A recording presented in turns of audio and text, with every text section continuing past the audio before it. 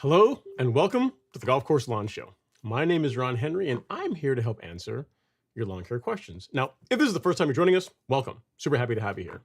The way this works is really simple. On your screen, you will see a chat box. In that chat box, you can enter your question, concern, comment of the day, and I work through them in the order that they come in. Now, sometimes I have the answer, sometimes I do not. But either way, we have an awesome time talking about lawn care and sometimes life. Guys, we are through the first week of May. It's May 8th. We're well into the season. Hopefully all lawns across the country are doing better. We also got some rain the past week, so also good news. So overall, things are looking up. I have to say, the way the season started out was not the absolute best. The temperatures were cooperating, but man, we were not getting any rainfall, and that definitely held a lot of lawns back. But now that we're getting some more regular rains, it's acting more like spring. It's definitely a good thing. So, we got quite a bit of rain last week in Georgia. Supposed to get some rain, I believe, over the next few days here as well. Tomorrow, Sunday. So overall, hopefully that holds out, because that's an important part of having a great lawn. All right. All right, as always, we're coming to you guys live on YouTube as the primary platform, but you can also watch the show tonight. We have no Twitter. So the one or two of you that are on Twitter, sorry, or X as it's called, no go tonight. However, we are on Instagram and Meta. So feel free to be part of the show if those platforms are what you prefer. For Instagram, the feed only really runs for the first hour of the show. So at an hour, it cuts off. So then you have to come over either the Meta or to YouTube to continue talking about lawn care, hanging out with us. All right. So with all that out of the way, let's get into the questions for this evening. All right. We got Mr. Lawn Lover up first. He says, I leveled my lawn in Buford, Georgia. Can I start mowing from today? Now, I don't know if this is a serious question. I'm not sure if you're messing with me or not. Generally speaking, the answer is no. A lawn lover. I mean, in most cases, you've put down, some sand on your lawn, quarter inch to half an inch of material, and it would not have settled this quickly unless you put hardly anything down. Then the answer to that question is no. You're going to want to wait a week or so. Like the soonest I've ever been able to put a mower back on the lawn after top dressing has been about 6 days, 5 to 6 days after, and it was a light top dressing, and it's in other words, unless you went like incredibly light, you're looking at it at least a week before you want to get out there and mow, especially if you're real mowing. The reason being is the last thing you want to do is run your reel mower through sand. It's a great way to have to at a minimum backlap it, and a worst case scenario have to send it in for a grind. So if it were I would not be too quick to get out there and put a mower on a lawn that was just top dressed today. Case in point, what, I'm gonna give you an example. I'm gonna give you Exhibit Rainy. All right. So I think Robert's in the live stream, but if not, his lawn is a great example of this. Now, if you guys have seen Robert's lawn in the past, he loves to mow. He's on top of it. I mean, it's rare to see his lawn, even in the wintertime, without stripes on it, right? However, here recently in the past couple of weeks, he's top dressed his lawn, much like how you have. And if you look here, now take pictures because this is not going to happen very often. You're going to see a stripeless lawn. So there is the sand on the lawn. You see top dress. Great job in my opinion. The amount of material put down is just right. And if you look here, the grass is growing through, and it's very clear that he is not yet mowing that. Right? I mean, you can see the lines there throughout the lawn, but I mean, that's like maybe just where he's running the mower over it. But that lawn is not being cut. At least not with a real mower anyway, as yet. So, if someone that is, incredibly particular about their lawn is exercising some patience, allowing that grass to grow through, I would recommend that you do the same as well. Because again, really, you're just really going to just put wear and tear on your equipment unnecessarily. So, assuming this is a serious question, I would wait. I would not do it. I would not be in a rush to do it just yet. It's far too soon, lawn lover. All right. So hope that helps. Another note, good job on getting your top dressing done. It's good. All right, so next up we have Mr. Scott Smith. He says, good evening, everybody. Out having some fun with my family in Humboldt, Tennessee, Strawberry Festival. We'll try to check in. Cool. And you sent some pictures in. All right, yeah, so Scott's lawn, he's been sending us pictures every week, sharing how his lawn is developing, how it's growing in for the season. And I think I've got those here queued up. So I think he sent 3 or 4 pictures. So you can see, stripe action's coming in. Again, compared to his neighbor's lawn, it's a massive difference in both color, right? So you got color and just the overall appearance. Much better. This view from the street is quite nice. It's filling in quite nicely, sir. I mean, you're probably like a lot of the other lawns in this country where you're just not getting enough rainfall, so where the color isn't really where it needs to be just yet. But you're still looking better than the competition on the street. So we're doing well enough, right? Overall, nice. Looking good. Looking good. I like it. I dig it. All right. Next up, we have Mr. Anthony Velez. Question about sprinkler head placement. He says, happy Friday. I was seeing how low I should place sprinkler heads. Is 1 inch below, and also when doing new sod, how do I lay it so I can mow the perimeter without damaging my reel? Should I go 1 inch above? Okay, so great questions, Anthony. So a couple things there. So as far as how low to set your irrigation heads, you want it to where whenever they are completely down, there's like 0 chance of the mower ever running into them or hitting them. So 1 inch or so, 1 inch or 2 beneath the surface is fine. I mean, most irrigation heads, when they pop up, they'll go 3-4 inches, maybe 5 inches above the surface, depending on how deep you set them. So if you're setting it to where when it's fully down and it's 1 inch or so beneath the surface, that's going to be just fine. And then you're asking a question about how, when you're laying new sod, how can you set up to where you mow the perimeter without damaging the reel? So this is an interesting point. So whenever new sod is put in, I'm a fan of either having the sod even with the surf of nearby hardscapes, so like sidewalks or driveway, so even with it, or maybe just slightly, just a touch higher for the reasons that you're talking about.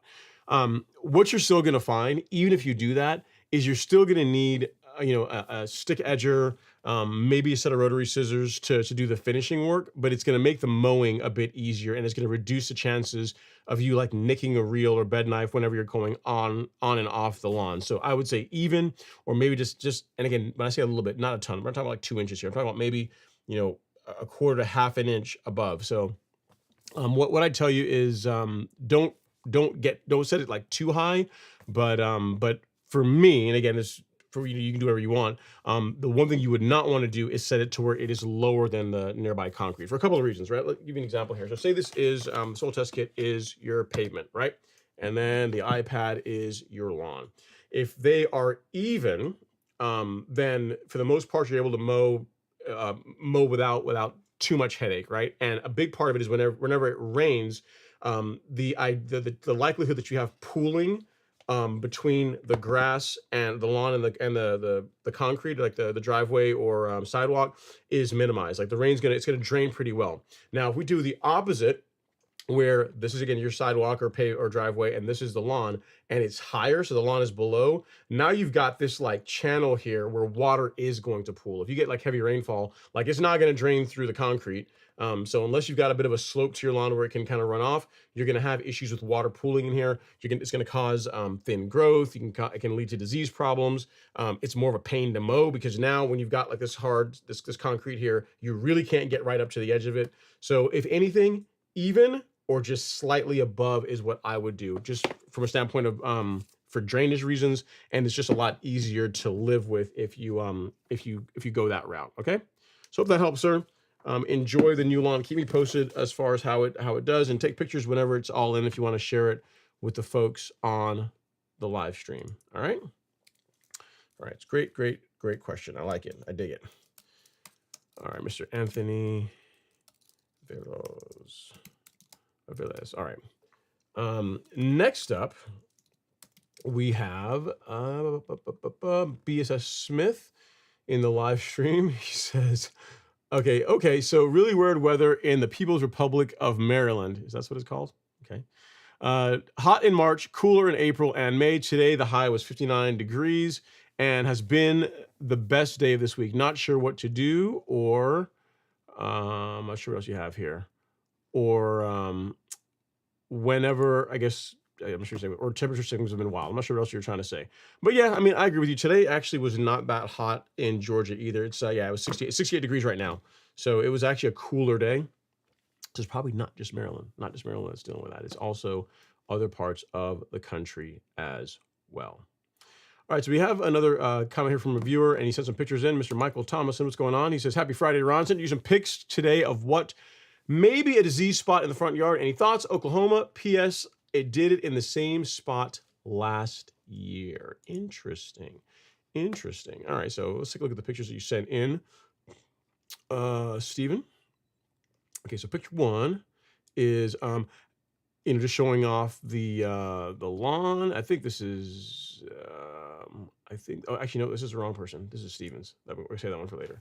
Michael, maybe I don't have pictures from you, man. I'm not sure if whatever you sent in came through. I'm confusing you with another Thomason. Let me look here really quick and see what I can find. Okay, yeah, I got it. Here we go. I got it. I can make this happen. M. Thomason. All right, so this is what he is referring to. Let's go there.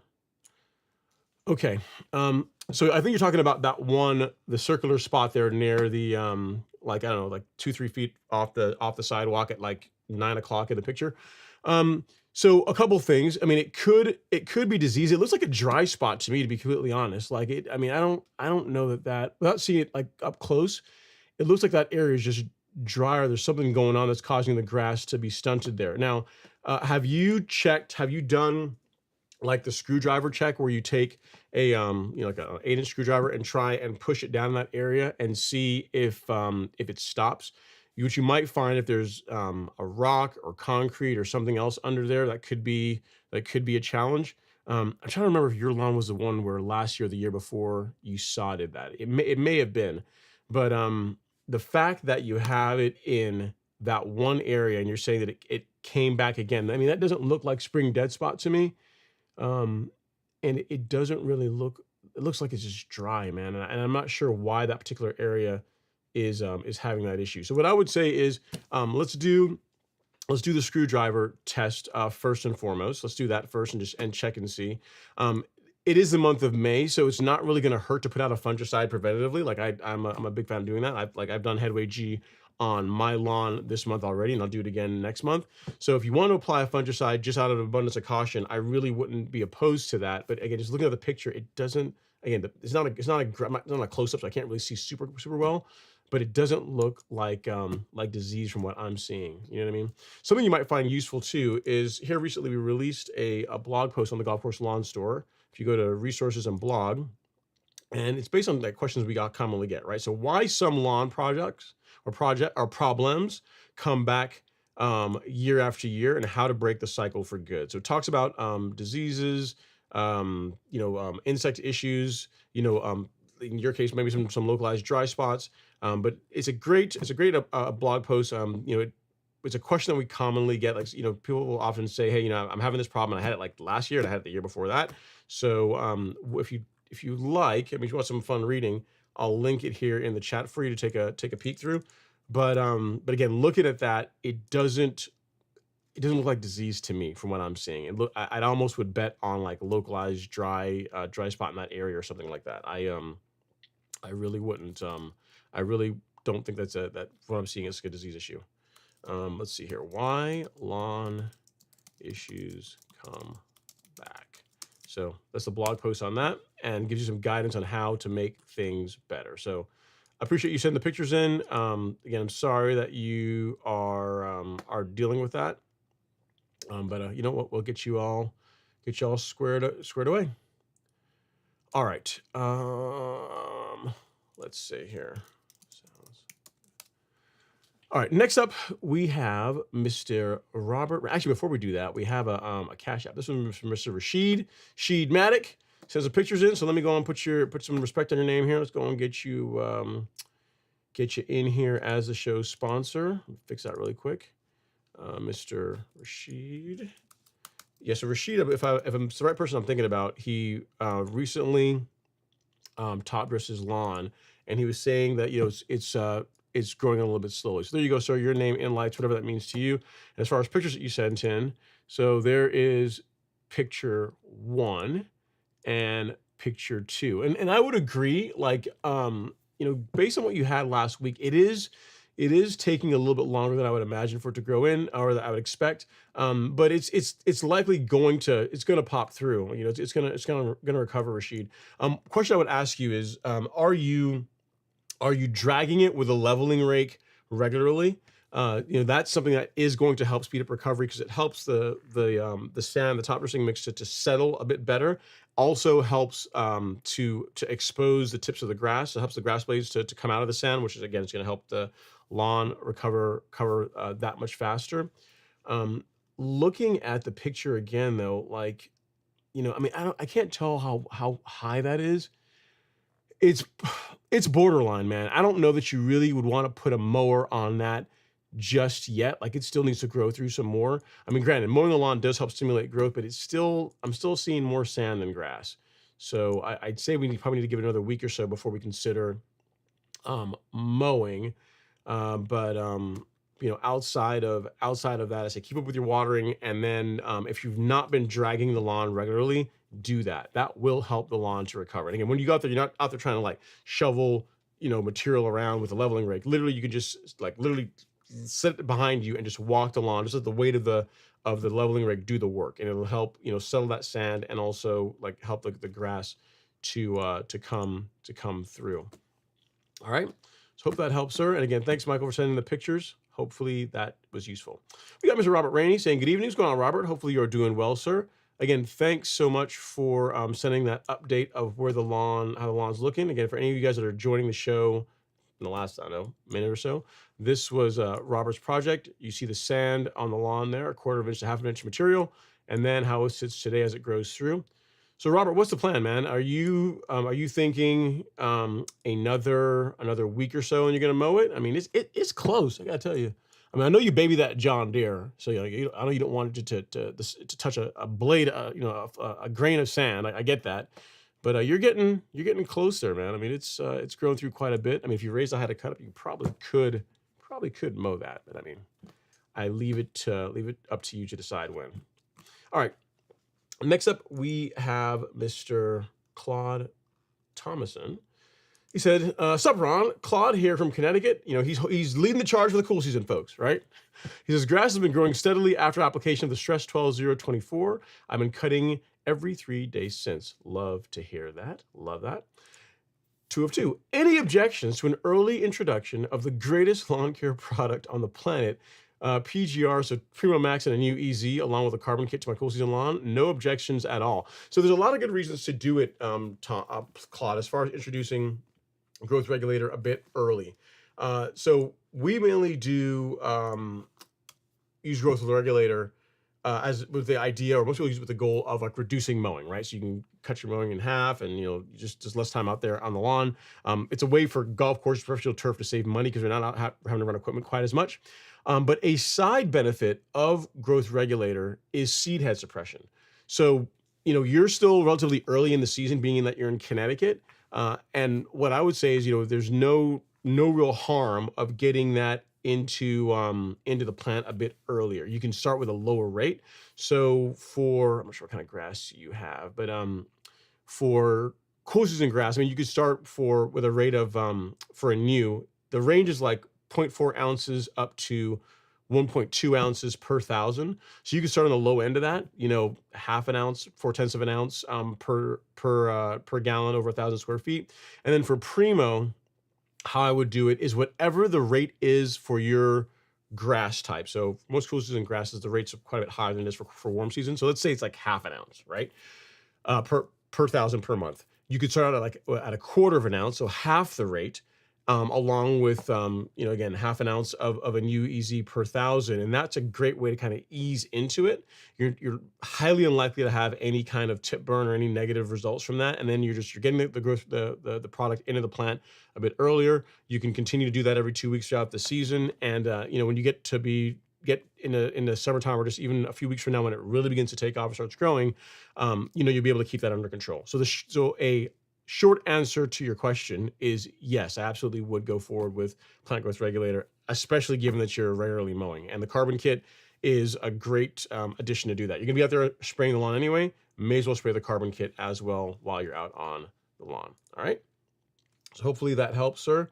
Glad to hear that the 12-0-24 fertilizer is producing outstanding results for you.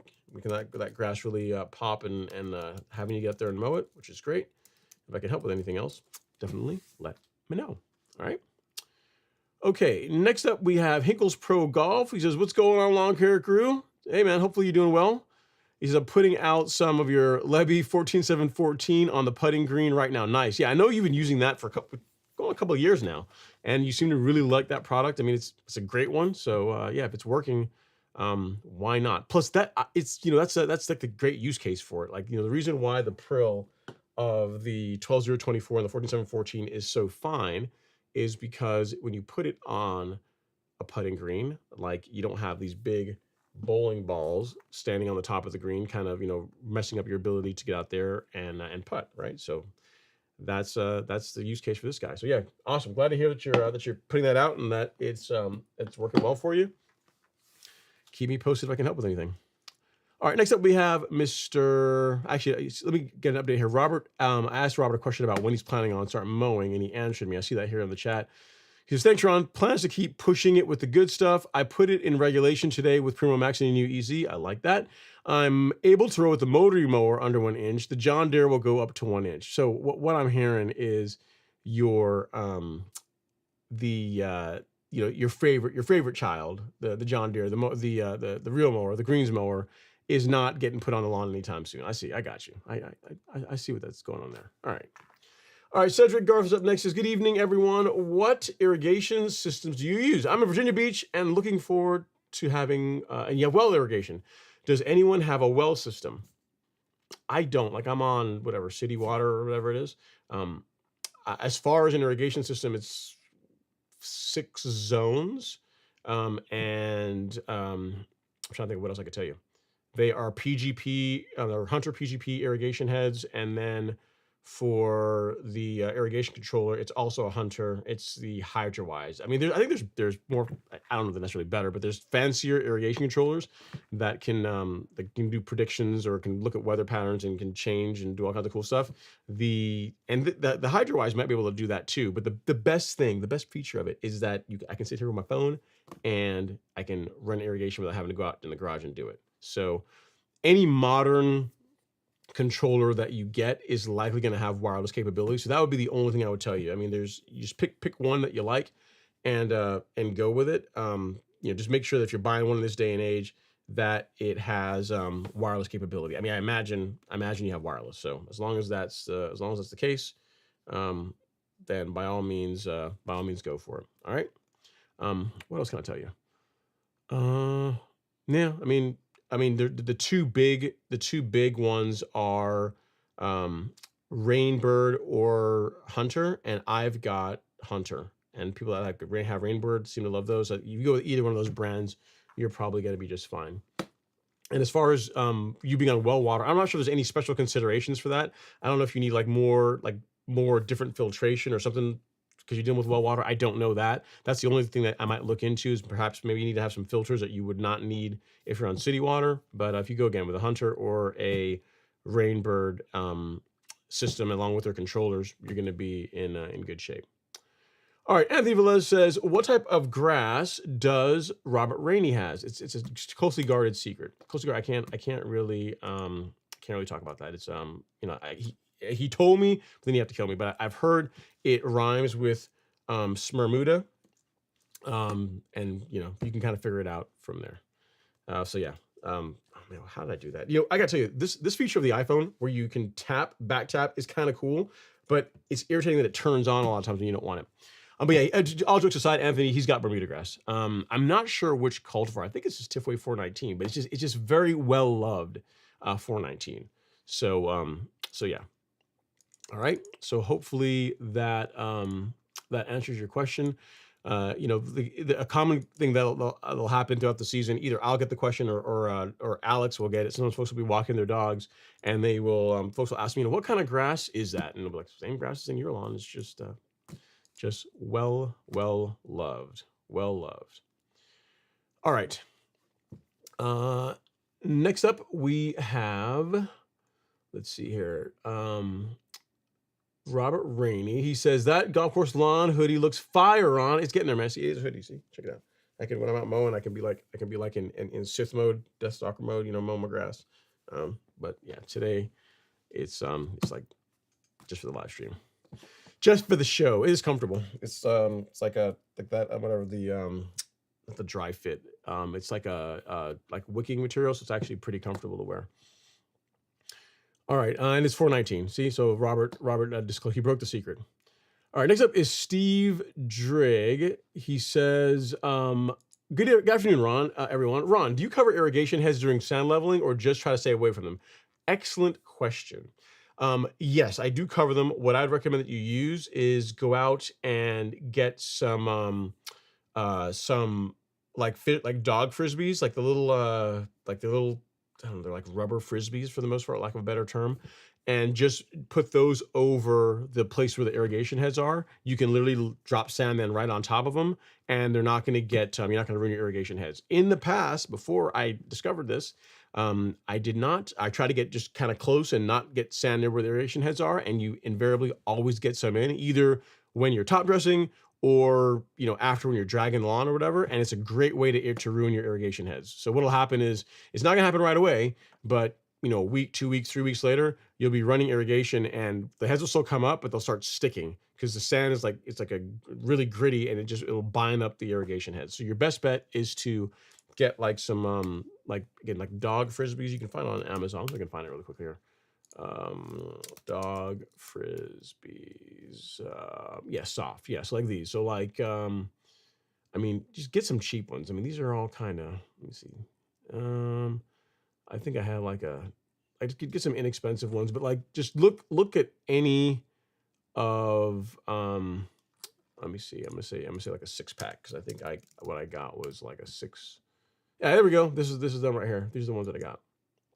And they're like $10, man. You can do it. All right, so this is what I would use to cover your irrigation heads whenever you are top dressing, Steve. So we'll call them irrigation head covers for lawn leveling. They brand them as dog frisbees, but the true use case, why they were put on earth, is to defend irrigation heads whenever we're leveling our lawns. So, pay no attention to how Amazon brands them. That's what they really are designed for. All right. So use those. That's what I'd recommend. You'll buy a set of them and you'll never wear them out. I mean, they're rubber. You're never gonna get rid of them. So definitely do that, because if you don't, you will end up digging up and replacing a bunch of irrigation heads, and it's a pain to do. So avoid that. All right, next up, we have Mr. Antoine Clackett. He says, happy Friday, everyone. Looking forward to another great show. Thank you. Don't forget to hit that like button. Thank you so much, Antoine. Yeah, we got 61 people here in the live stream and only 31 likes. So guys, if you're enjoying the show, liking it, not liking it, just some interaction, we really appreciate it. You hit that like button, thumbs up, thumbs down, thumbs sideways, whatever you're thinking. Hitting that really does a lot to support the content, send some good vibes to the algorithm, and yeah, if you guys can do that, I'd really, really appreciate it. All right. Next up, we have Mr. Lewis P86. He says, what's up, Ron? Would it be okay to sprinkle a little high nitrogen fertilizer on bare spots? Thanks.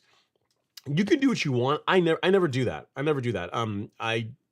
I fertilize the lawn. What I tell you guys I do is exactly what I do. I mean, I don't ever like throw out like straight urea on the lawn. I don't use any I don't really use ammonium sulfate or anything like that. I don't use any I don't use higher nitrogen fertilizer. Everything I use are all blended products. If you have an area that is struggling a bit, I would not be so fast. I wouldn't be so quick to go out there, throw straight urea at it as a way to help things recover faster. Like, I'd figure out why that area is bare, and just really it's gonna be a time thing. Just give it time, mow it, make sure there's no other environmental conditions that are causing it. Like there's some debris like under the surface, disease problem, shade. You know what I mean? Like, figure out why you're having the bare spot, and then if you address that, then it won't be a bare spot anymore. Like, just throwing a bunch of nitrogen at it is not a great way to handle the problem, in my opinion. All right, cool. Robert came in here with the audible. He just sent me an email here with the frisbee I'm talking about. Lawn. Let me bring it up here so you guys can actually see it being used. Because I spoke about this for years. I mean, if you guys look at any of my older top dressing videos, I actually cover this in it. But yeah, if you take a look at this picture right here, if you look, this is when the lawn was all covered in sand. If you look out there, you see the green little spot there. That is one of the frisbees that I just linked there in the chat. So yeah, you see Robert is doing he's following the program. And again, they're relatively inexpensive, and it's a great way to prevent your from damaging your irrigation heads. So, and they're reusable. Again, you'll have them forever. You buy them once, you're never gonna ever really replace them. Thanks, Robert. Appreciate it, man. Okay, next up we have Michael Thomason. He says, yes, I'm the one that saw it last year with Tahoma 31. I also sent several pictures and a couple close-ups. I don't have, man. Let me see here, Thomas. So what you're saying, Michael, is I'm not doing a good job being of trying to diagnose this. Let's see what other pictures you sent to me. I've got the one, but I don't oh, I do. Yeah, you did send a close-up. Imagine that. All right, so we'll put this up here. We can all diagnose it together. And looking at it, it still looks like a dry spot to me, man. I'm still gonna say no to disease. So this picture you sent, yeah, I'm gonna say no. I'm gonna say no to that, man. It's like, did you do any? It looks just like sand a little bit. Did you do any spot top dressing this season as yet? It looks kind of like sand, or an area that's localized and it's dry. So here's what I would try. All right, before we get out there and do anything crazy, I mean, if you're following our program, you're still going to be putting out fungicide this year, which is still a good thing to do if you're real mowing. Here's what I would do. If you're running irrigation, say you're watering your lawn, for the next week, I would spot water just that area. So let's say you're running your irrigation like, let's say twice a week. I'd say let's pick 4 days out of the week, and where you go out there with a hose and just spot irrigate just that area. And I want to see a week from now if it improves, because that'll kind of let us know whether it's just a localized dry spot and just wants a little more water for some reason. But again, just looking at this picture, man, it doesn't look like it doesn't look like disease to me. It almost looks like sand, like sand in the area, to be completely honest. So yeah, that's what I would do. Whatever your irrigation cycle is, let's do some spot watering just in that area over the next a few times a week over the next week or so, and let's revisit this next week and see how it grows in. I want to try that and see if that helps. All right. Thanks for sending the pictures, man, and for making sure I did a better job versus just picking the picture that's the furthest away from the actual problem area. All right. All right, next up, Ishidmatic. He says, let me know if you need a wingman. I have a YouTube eCam setup. Oh, nice. Very cool. And yes, dragging it as well. I think it's Texas clay and the dips in temperature. That could be it. Could be it as well. It is true, man. One day, Sheetmatic, I will get to the point where I have a producer that can like just throw questions at me. I'm not like trying to do it all, but I mean, we're coming up on, actually, we're past 5 years. So, we'll see. We'll see at some point. But yeah, I like eCam. It's great product. All right, next up, we have Mr. Jose Castle. He says, good evening, Ron. Hope all is well. Just got home from vacation and had carbonized PN, pillar SC masonry sand waiting for me. I also need to spoon feed micros, nutrients, and apply 14-7 fertilizer. Help? Okay, so you got sand, carbonized PN. Is it PNG, I guess? Pillar SC, masonry sand, and micronutrients. Okay, so here's what I would do. The foliar, any kind of like a liquid fertilizers, like any foliar sprays, I would do that before you do the top dressing. That's gonna help. It's gonna help promote growth. It's gonna help the lawn to grow through it a bit sooner. What else do you have here? So you have carbonized PNG. So pretty much everything that you have here, the sand would be last. I guess what I'm trying to say, because you're putting out fungicide, I guess, preventatively. You can do that before you put the top dressing material out. You have 14-7-14 fertilizer. If you follow our process, you're going to aerate and then put out fertilizer prior to putting the sand down. So pretty much everything that you have there can be done and applied prior to you, doing the leveling work. That's what I would recommend. All right. So hopefully that helps, sir, as far as marching instructions for getting all that material out. And that sounds like a fun time. So you came back from vacation and now it's time to get to work, right? Time to get to work, but you got a good set of products, and sounds like a solid plan of action going forward. So if I can help with anything else, let me know. All right, next up is got Robert here. He says, I still have some sand where I make turns with the mower, so just holding off on the real mower for now. I got you. Okay. All right. Next up we have Hinkle's Pro Golf. He says, Exactamundo. Thanks, Ron, for all you do. You are very, very welcome. And then next up we have Shade Review. He says, let's see. He says, I was thinking about taking plugs of, taking plugs of Tiff Tuff and inserting them into my common lawn. I don't know. I don't think I would do that. I spent the last 4 years leveling the lawn and spoon feeding micronutrients to get it as good as it is. So here's the challenge you're going to run into that, Shade. Tiff Tuff, great cultivar, awesome turf grass, really pretty. The team at Real Rollers have that as one of the plots on the turf parks. It's great grass, but it looks very different from common Bermuda. And if you introduce Tiff Tuff into a common Bermuda lawn, you're going to see it's going to stick out like a sore thumb. So I really wouldn't do that. I mean, unless you don't care. I mean, because I guess the reason why you do this is you want the appearance of Tiff Tuff. And the whole idea that you're going to introduce Tiff Tuff and it's going to overtake the common, or it's going to blend and be all nice, just highly unlikely to happen. All it's going to happen is you're going to have like little like tufts and patches here and there of hybrid Bermuda in your lawn, and then other areas of common, and it's just not going to look great. So I really would not do that if it were me. If you don't like the common Bermuda, like you've done all you can do with it, you said, hey, I've given it all I've got, and I don't like the appearance, you're really talking about renovation. Your best bet to get the result that I think you're going to be happy with is to go out and like burn down the existing lawn that you have now, kill it off, um, and then resod or use grass seed, a quality Bermuda grass seed if you wanted to do that. So sod or a grass seed that you really like. That's what I would tell you. I really wouldn't go out there and get plugs of Tiff Tuff, because again, it's not going to match. It's not going to match, and I don't think you're going to be happy with the way it looks. And the challenge you're going to run into is that once it's in, you can't really get rid of it. There's not an easy way to remove common or hybrid Bermuda out of a lawn selectively. All right, so hopefully that helps. All right, next up is Lori Herbert. He says, doing sand leveling and top dressing a little later. How in advance do I need to stop growth regulator, stop PGR? So many of the times, or the majority of the times, the last 4 years when I have leveled my lawn, it's been under regulation, Lori. So I mean, I don't. If you want the lawn to grow through a bit sooner, I'd say 2 weeks prior to when you are planning on doing your leveling work is when I would stop using growth regulators. If you're applying it the way that we recommend, which is to take whatever the monthly rate is, cut that in half, and then spray it every 2 weeks along with your liquid fertilizer and biostimulant sprays, then just 2 weeks prior to when you're planning on doing the leveling, just remove the growth regulator from the tank, from the batch that's going out, and that's going to help allow the lawn to grow through the sand a bit faster. So that would be my recommendation.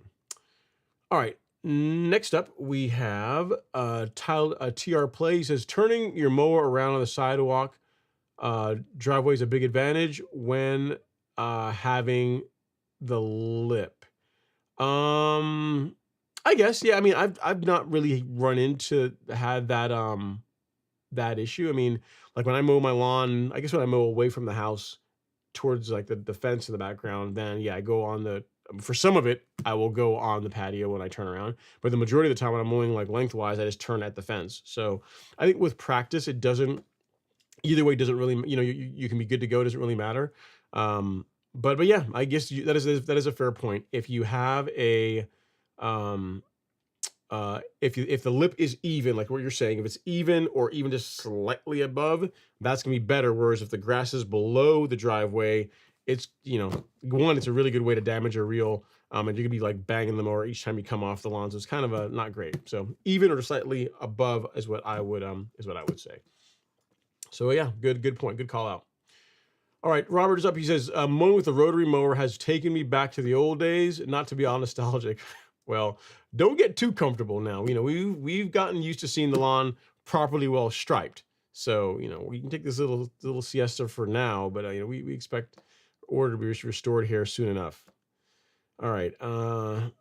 Let's see here. He says, yeah, it can be. That's why I don't want to mess around with putting fresh sod all over it. So as far as the comment you made around putting plugs in, yeah. So if you're going to if you have a common Bermuda lawn and you're going to change to hybrid or whatever, you're going to want to, in other words, if you're going from Bermuda to Bermuda, if you're going from Bermuda to Zoysia, it's actually easier. But if you're going from Bermuda to Bermuda, you're going to want to go through a couple rounds of glyphosate and Fusilade 2 to ensure that you kill off as much of the existing lawn as you can. So get it gone, till and take it out, take all that material out. And then you've got a nice blank canvas for, for putting in new sod if that's the way you decide to go. But as far as just, introducing sod to your existing common Bermuda lawn, I'm pretty certain you're not going to be happy with the way it looks. So I really wouldn't do that if it were me. All right, next up is Justin King. He says, hello all. What's going on, Justin? Hope you're doing well, sir. And then Kingles Pro is weighing in on wells, using wells to irrigate. He says, wells are tough. If you're using house spigots, you're sort of out of luck because your water flow, gallons per minute, and pressure are going to be too low to get more than one sprinkler head to work. If you don't already know this, you would need to tie off from the well before it enters your house for better flow and pressure. Good point. It's a good point. It's good. Yes, actually, really good point, Hinkles Pro, because you're right. On city water, we have pretty good pressure. Like, I mean, I have pretty high water pressure. I want to say it's like in the high 60s. It's probably a little bit higher than it needs to be. The benefit of that, though, is for running irrigation, it's awesome. Like, it does I get really good throw. It runs really well. So Yeah, that's a good point. I didn't think about that because unless you've got some kind of a pump or some way to put pressure into the lines, you're right. Coming out of a well, you're going to run into an issue if you've got multiple irrigation heads running. Because I mean, I think about it in each zone. Like when I do the front lawn, there are 1, 2, 3, 4, 5 irrigation heads. 1, 2, 3. Yeah, there's five irrigation heads running at the same time, and they got plenty of pressure to run them. In the back lawn for each zone, it's like four per zone, and again, they've got plenty of pressure. So yeah, that's a good call out, Henkel's Pro. So one thing to consider. See that I didn't even think about water pressure. So good stuff. Okay, next up is Ken Wallace. He says, good evening. Question, Ron. Since you mow your lawn every other day and use PGR, I'm curious what kind of clipping volume you're seeing in the catcher after each mow. Not very much, hardly anything. This time of year, I'm like every few days. I'm not actually on an every other day program just yet. Largely because I also got some stuff going on at home. That house is taking a lot of my time and attention. But as far as just the clip rate, it's hardly anything. I'll put it this way: like my back lawn is 9,000-ish square feet, and I can mow the entire back lawn and not fill up a grass catcher of the of a Greensmaster 1600. So that's a give you an example. You know what? Actually, I've got a short, a YouTube short that actually shows this. It's from last year, but I mean it's behaving the same way. Now let me see if I can find that. So it's like it talks about the benefits of growth regulator.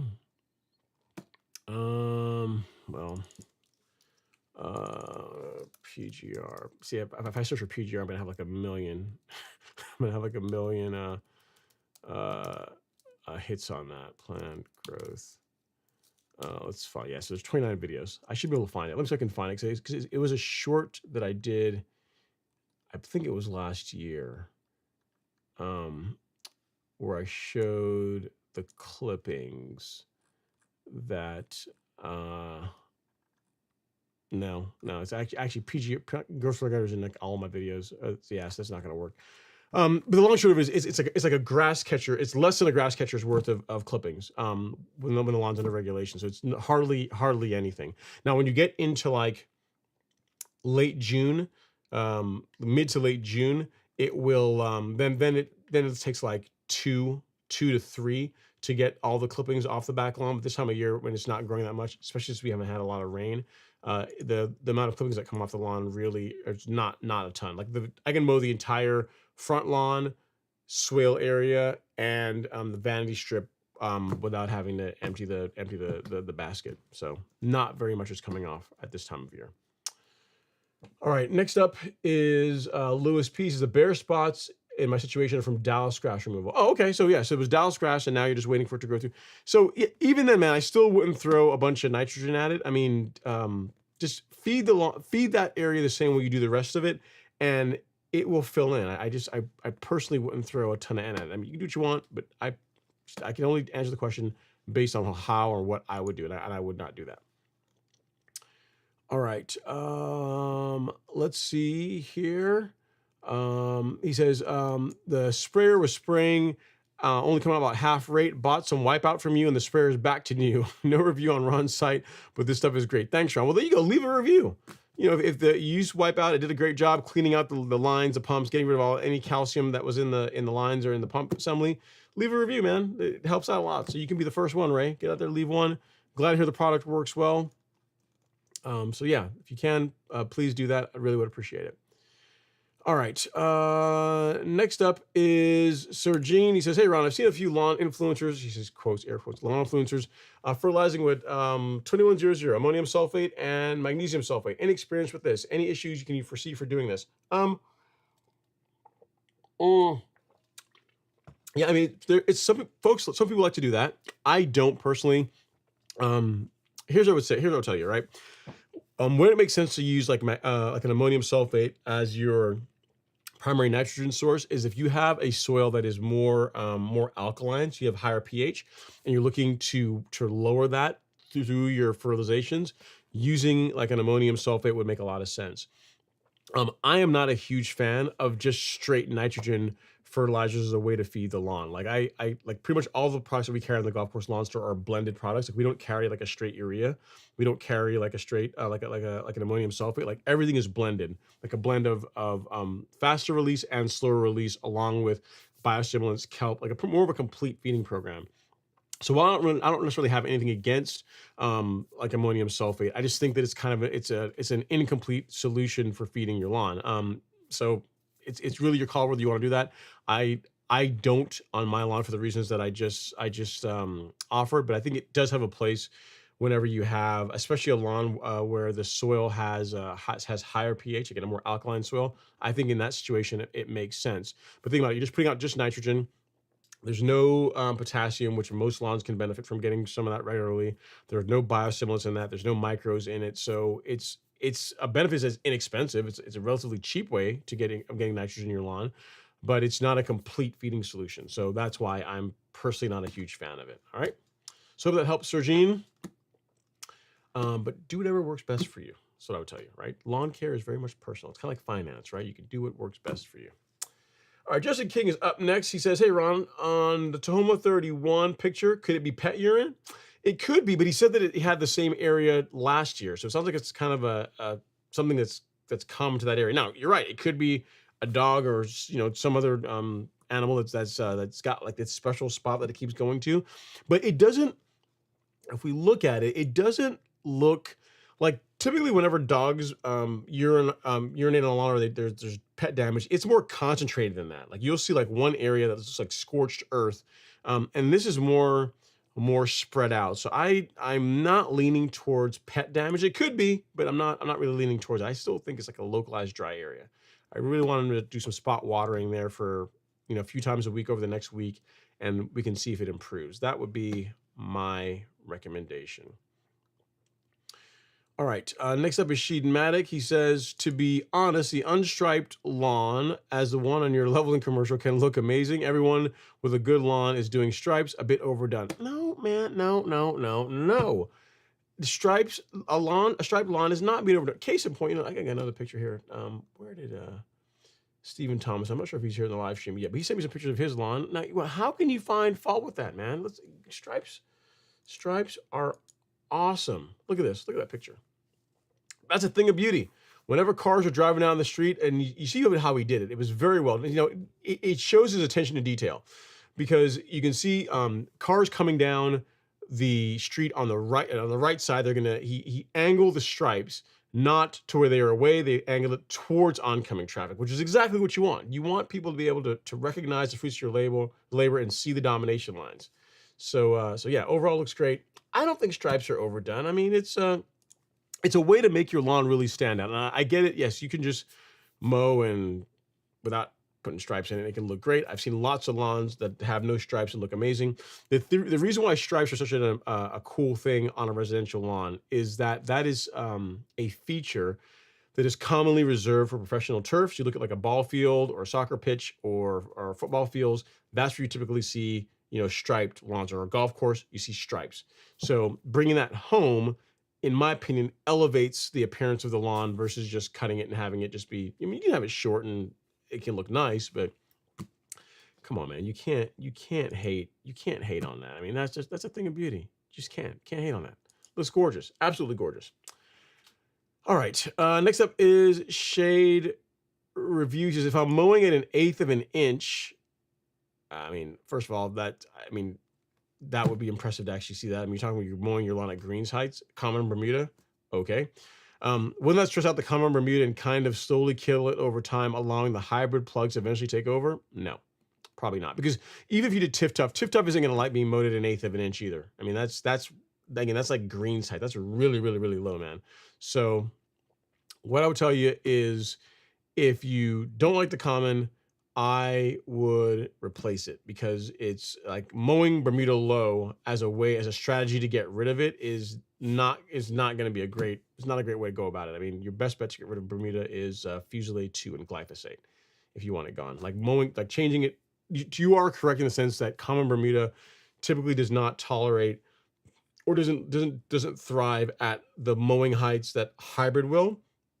But even mowing super short, which again, an eighth of an inch, kind of unlikely to actually mowing that low at home. But even if you're mowing super short, it's not going to kill it. It's just going to look bad. You know what I mean? So again, I really wouldn't go that route if you're looking to get rid of the common and go to a hybrid. All right, Brett is in the lawn. He comes in here from Instagram. He says, "I have Bermuda lawn. What is the best pre-emergent after a post-emergent cleanup?" This time of year, I would use a pre-emergent with dithiopyr in it, because that way you're going to get a little bit of reach back on any crabgrass you might have growing in the lawn. So I'll share that with you really quick here, Brett. I'll link it for you in Instagram, so now you're not going to be able to see it. So you go to the Golf Course Lawn Store and you just search for Dimension. This is what I would do. This has dithiopyr as the active ingredient. It's a great pre-emergent. That is what I would go with. I mean, again, you're a bit late in the season for pre-emergent, but if you're going to do it, that's the one that I would recommend. So I'll link that here in the chat for you. So there it is. You can go find it there. And again, if you just go to the Golf Course Lawn Store, search for like dime, like a 10-cent piece, then it will come up in search and you'll be all set. All right. Hopefully that helps. All right. Ken Wallace, he says, "Hey, Ron, are you familiar with the DG fertilizer? If so, what are your thoughts?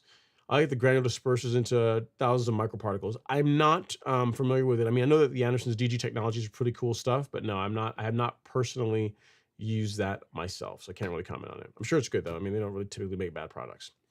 All right. Lawrence Golding says, "I have Bermuda in Arizona, and I'm getting tons of mushrooms this year since deciding to use a 22-3 and micros blend. Bermuda grass in Arizona. Grass looks great and is not overly saturated." Yeah, so what you might do, Lawrence, I mean, the mushrooms you're seeing doesn't have anything to do really with the fertilizer you applied.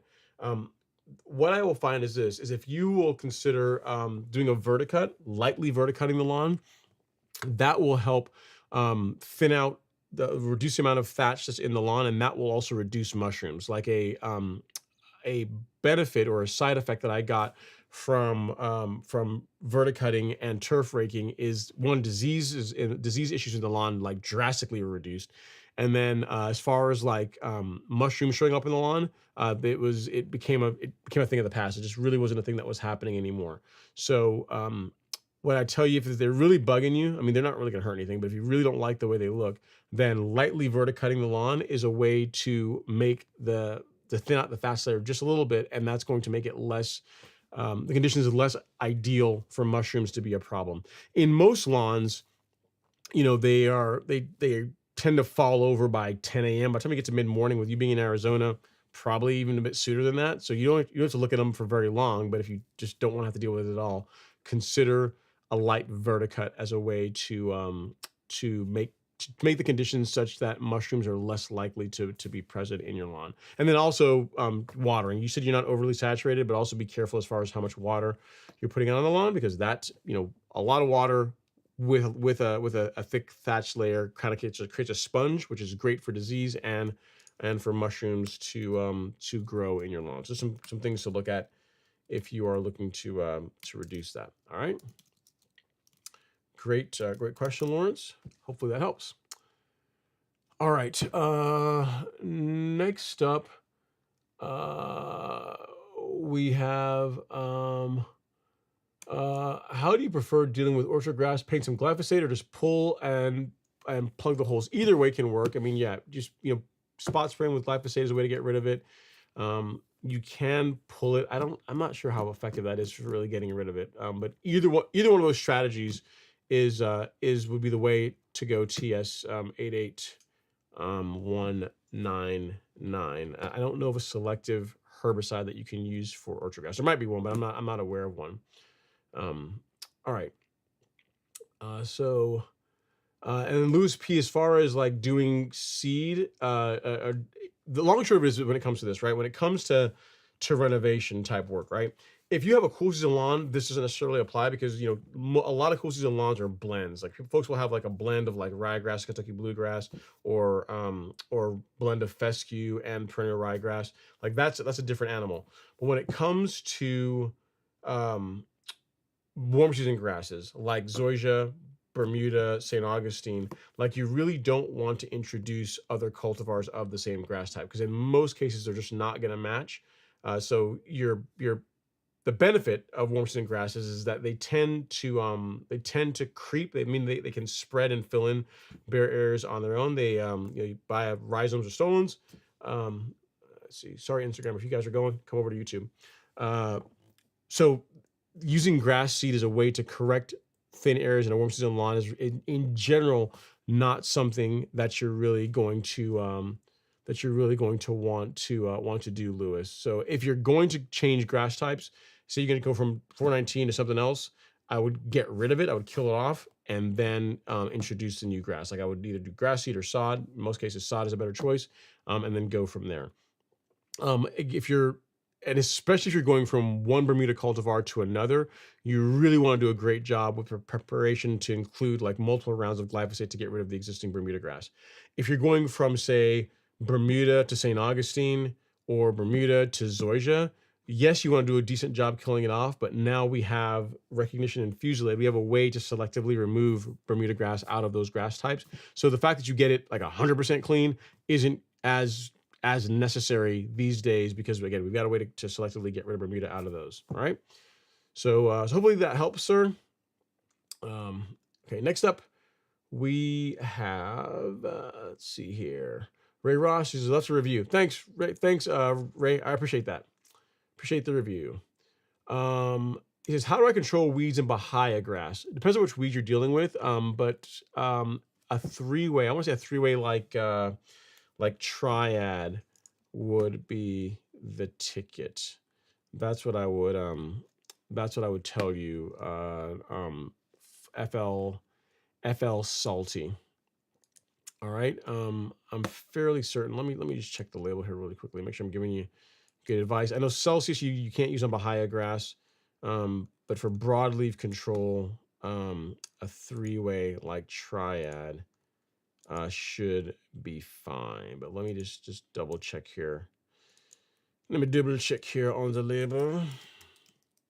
Yeah, Bahia grass is fine. So yeah, if we look here, so this is the label for triad select as a three-way. So you can see it's great for Bermuda grass, fescue, ryegrass, and Bahia grass listed there front and center. So this is what you would use for your broadleaf control. And then for sedges, you could use, I think I'm going to say Certainty is fine on Bahia. It's just Celsius you cannot use a Bahia grass. All right. So I'll send the link here in the chat for you, sir. Bahia grass herbicide. So there you go. So that's what I would use to control weeds in your Bahia. Again, assuming they're broadleaf weeds.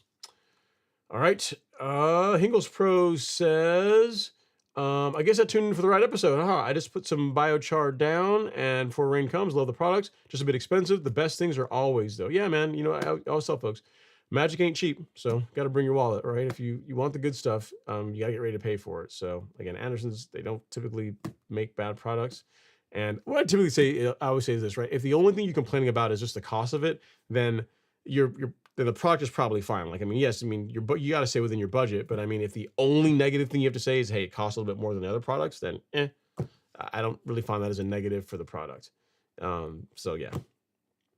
All right. Next up is the coach says, would you recommend Celsius Certainty combination or Tribute Total to kill Dallas grass in Bermuda? So Tribute Total is going to be a better choice. I don't even know that it is truly going to get rid of Dallas grass, but I mean, of the twos, like Celsius and Certainty is not really going to touch Dallas grass. I mean, you might discolor it some, make it angry, but it's not going to kill it. And then Tribute Total, yeah, I mean, that would be an option. It's going to do better than Celsius and Certainty is what I would tell you. Your best bet to get rid of Dallas grass in Bermuda is just to dig it out.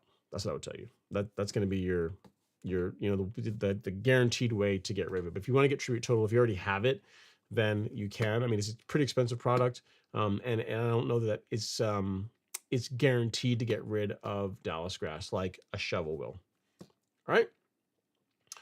All right. Lewis P says, I'm putting my money on a hot, dry spot, probably debris under that turf. Could be wrong. Yeah, so that's what I'm saying too. I know he did a Toma 31 installation. I want to say it was like last year. So it kind of leads me to think that, he probably would have seen if there was like a piece of card, like plywood or something that would have been pretty obvious.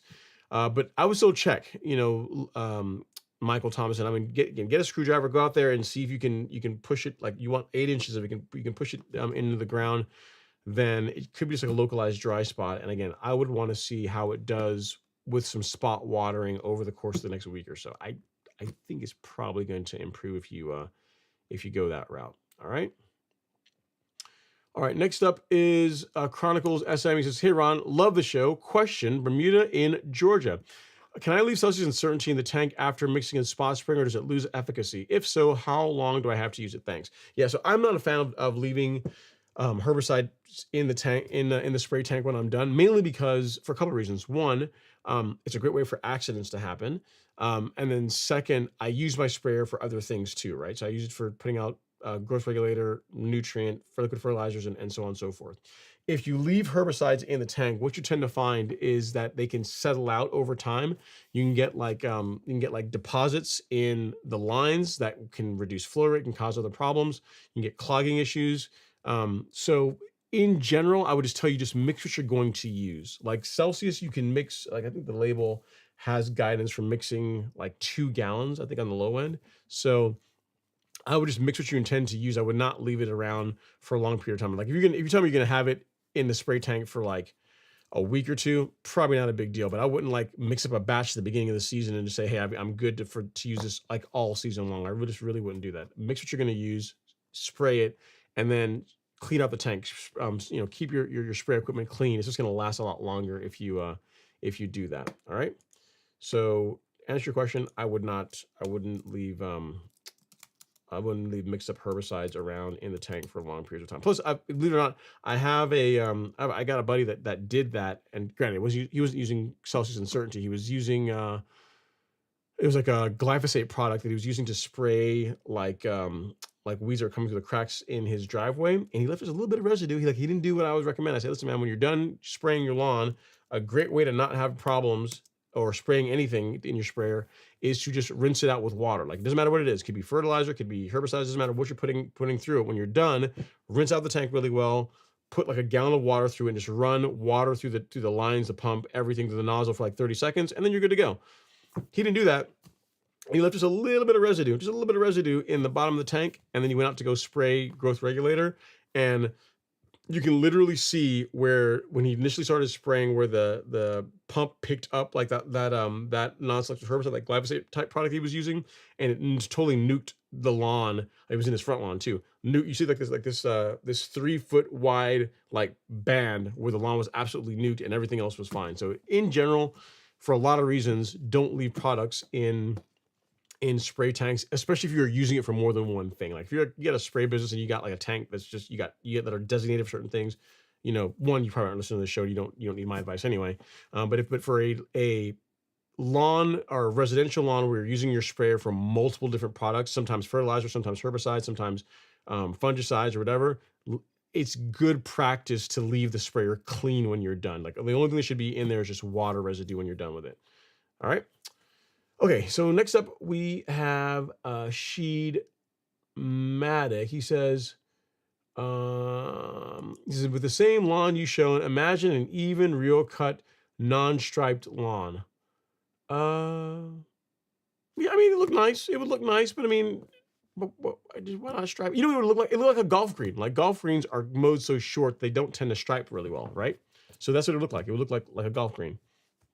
Or you can mow a little bit taller and get some stripe action. I think that's a better choice. Anthony Villar says, hey, Ron, what's the original Pro Plugger? I'm not sure if it's carried on Amazon anymore. It's like, I'm not sure if it's still, yeah, it says 5-in-1 lawn tool. Where is the OG? They might not even have it on here anymore. I see a lot of knockoffs. Oh, here we go. This one. This is the OG right here. So I'll send you a link to this. I'll send you a link to this, Anthony. So Pro Plugger. This is the original one, not the knockoff. All right. So there you go. All right, next up we have Mr. Andre Taylor. He says, happy Friday, Ron. Got rid of that Scotch and picked up the 2050P. So hopefully no more green lines. Congrats, man. It's a nice piece of equipment. It will serve you well. I got you. I have an Earthway 2050P. It was my second one. My first one I ran like for forever, and then I gave it to Alex and I bought another one of the same thing. So I really, really like that spreader. The only negative, the only downside, and I'm not sure if they fixed it yet, is there's like a cotter pin that goes through one of the drive wheels and helps like direct the whole system work. Whatever quality cotter pin they're using, at least on the new one that I got, was not the best quality. So it broke after, I don't know, after a couple of months. So I just made my own. I just got like a piece of like heavier gauge wire and just pushed it through there and made my own cotter pin.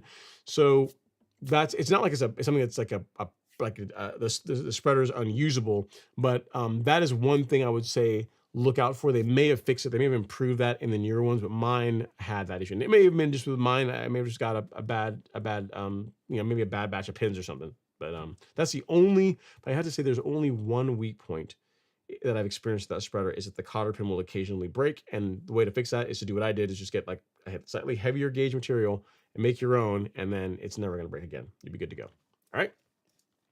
Congrats on the Earthquake 2050P. No more conversion charts for you, right? It's pretty awesome. You just can go look at the bag and it says, oh, you have this spreader, use this setting. And you just dial it in and you're off to the races. Or you can just dial it in and you're off to the races, right? Okay, next up we have Juan Pablo Gomez. He says, I have a slope lawn like you, but mine is super patchy. I recently applied Certainty in Celsius. I planted Bermuda last year from seed. It's a mix of St. Augustine and Bermuda. I live in Miami. Okay. No question there, but I guess sounds like all right, you'd go with Bermuda. You would put Bermuda in the lawn. All right. All right, next up we have Adriana Kreblik. He says, hey, Ron, what's your email? I would like to send pictures of my yard next week for your opinion. Yeah, so it's ron@golfcourselawn.com. What I would tell you, Adriana, your best bet is to don't send them now. Send them on Friday if you can, because I get like a ton of email. And if you send it tonight, I'll start the folder for next week now, and I'll put them in there. So either send it like tonight right after the show, or wait till Friday, because otherwise it'll get lost in the sea of emails that I get. And then you'll be like, hey man, what the Hades? You said you were going to show my lawn or whatever, and not seeing it. Yeah. So to avoid all that, either send the picture tonight or send it next week, Friday. But my email address is ron@golfcourselawn.com. That's my email. So you can send the pictures there. Again, if you're going to send them, one small request, please do not send them in Instagram mode or whatever. Send them in landscape. So not portrait, landscape. So wide. It's kind of calm on the screen right now in 16:9. If you send me a picture with your phone held like this, it just formats better, shows better on the live stream. All right. Hopefully that helps. All right, so we have a question now. I think there's a lot of little rocks underneath my lawn. What can I do to improve the soil? No fertilizer seems to help my lawn take off and look good. A soil test? My soil is sandy, but has small rocks. Well, yeah, getting rid of the rocks is going to be depending on how small the rocks are, but getting those out is important, I'd say, Juan. So do that. And then as far as soil test, yes, I would absolutely get a soil test done. We carry a bunch of them from the folks at My Soil. What I would tell you is to just go with this one, like the starter pack, because with that one you have the soil test kit and the tool. It makes it easier to get cores, and then send those in, and within a week or so you're going to get your results. Because if you've been throwing fertilizer at it and the lawn just isn't responding, it's a good idea just to take a look at the soil and just say, hey, what are we missing? Maybe you have a pH problem, maybe there's something else going on. And that way you're not guessing anymore. You're using actual data to determine how you're going to help improve the quality of the soil. All right, so that would be my recommendation for you. And if you wonder where you can get a soil test kit, you can grab it right here. All right, it's in the chat right now. Okay. Next up is TF Prime 84. He says, hey, Ron, I have POA annual, I'm guessing POA annual or POA triv, near my house and fence. I use a Certainty and Celsius combo to try and get rid of it, but it still persists. What can I be doing wrong? I am using higher amounts of both in my tank. Okay, so for POA, for Certainty, the rate is super duper important. So for POA annua, if you're going to be, especially this time of year where it's going to be more mature, You're going to want to use the higher rate for POA, which is 2 large scoops per 1,000 square feet. So if you read the label for certainty, like in general, they'll say, oh, for sedges, do like 0.75 per acre, or, these lower rates, you can do like 1 or like 2 or 3 of the smaller scoops. That's not going to work for POA annua.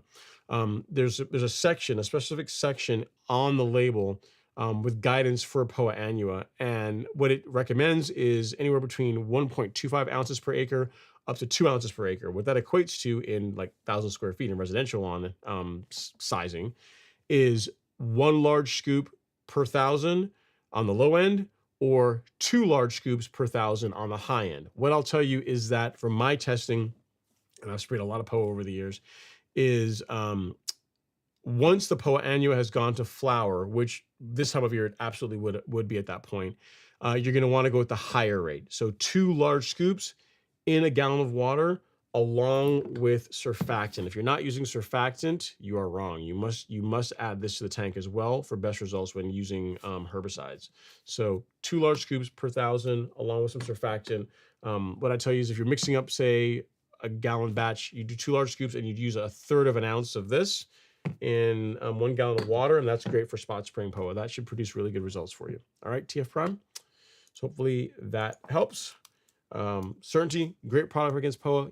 You absolutely though have to use the higher rate to get good results with it. All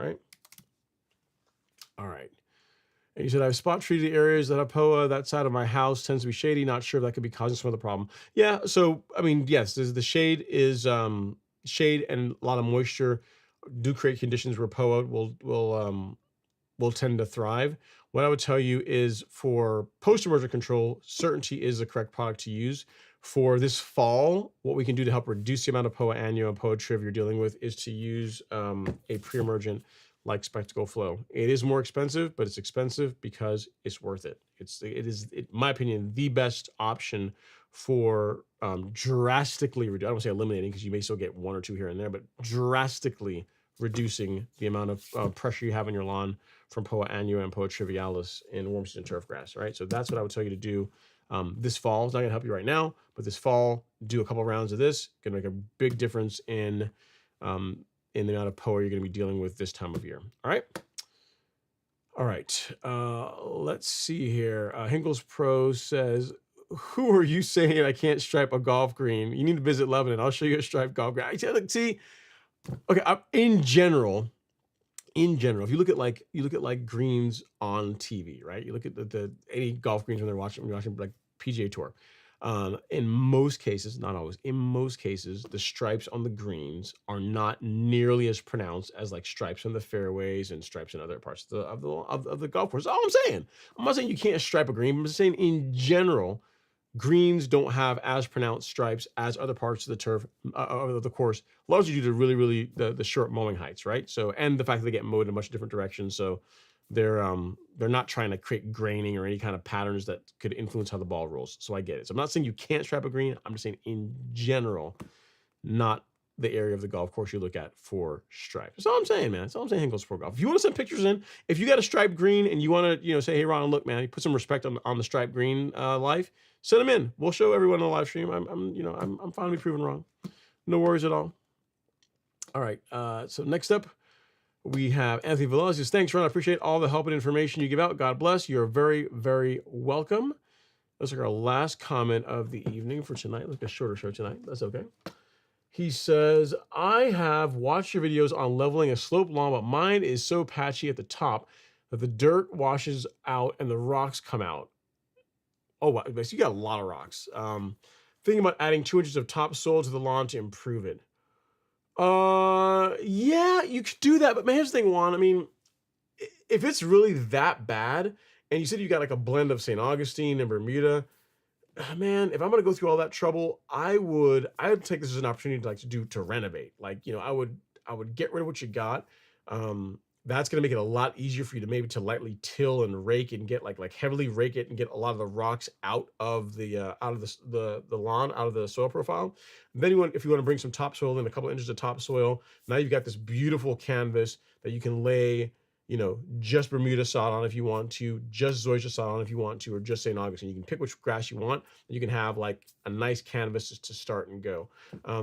I don't know if it were me, I haven't seen it, but based on what you're describing, if it's that bad to where, when you get heavy rain, like rocks are showing up, and it's already like a patchy lawn where you got like some Bermuda in here, some St. Augustine in there. I mean, if I'm gonna do take on a project of fixing that, I'm not just gonna throw topsoil on top of that. I really wouldn't. I'd say, you know what, I'm gonna maybe spend a little bit more, but I'm gonna get a result I'm gonna be a lot happier with. I would do like a renovation. And again, once you kill off the grass and you remove that, now you can like heavily rake, maybe lightly till and pull a lot of the rocks and garbage that's in the lawn out. And then when you bring a couple inches of topsoil to put on top of that, now you've got, again, a really good foundation for whatever you decide you want to do with it. All right.